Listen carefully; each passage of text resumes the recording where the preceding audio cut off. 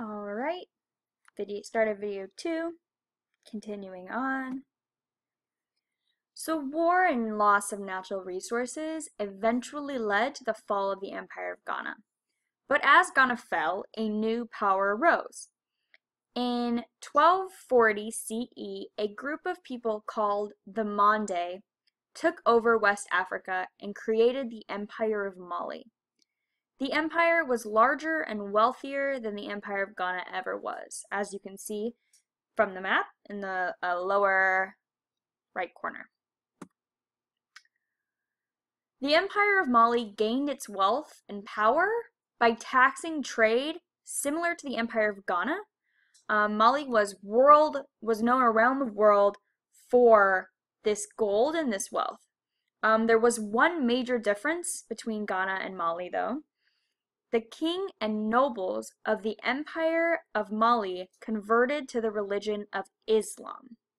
However, most of the normal people in the Empire of Mali continued to practice the indigenous religion of ancestor worship. So why did they convert to Islam? Many of the merchants coming from North Africa practiced the Islamic religion. Islamic culture slowly began to blend in with West African culture.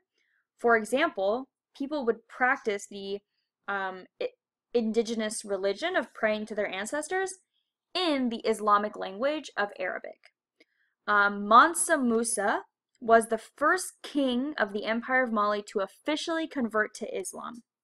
When Mansa Musa and many other important Malian officials converted to Islam, this increased trade even more with North African countries, leading to greater wealth for Mali.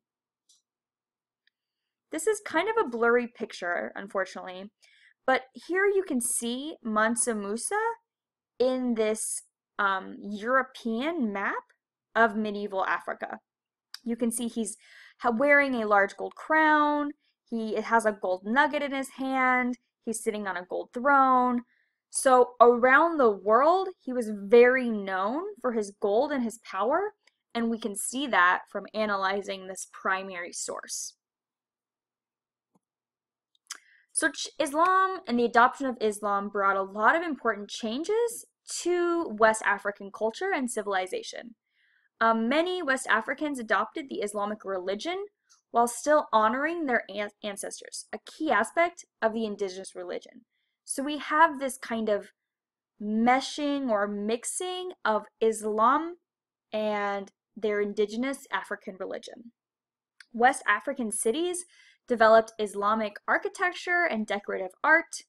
Many areas adopted the written down system of Islamic law. Previous to this, they practiced more of a kind of loose law where everybody knew the laws and punishments, but it was never written down. But with Islam, they adopted a much more structured and written down system of laws. Many new schools and places for learning and scholarship were built across West Africa. For example, the city of Timbuktu became famous for its West African Islamic scholarship. And finally, the Arabic language spread rapidly throughout West Africa. If you are a Muslim, you need to be able to read the Quran, which was in Arabic. So that pushed a lot of these West Africans to learn Arabic in order to read the Quran. Arabic also became the language of trade and government. So if you wanted to practice government or you wanted to make money through trade, you really needed to know the language of Arabic, the Arabic language. So that's the end. Great job, kids. I will see you when I get back.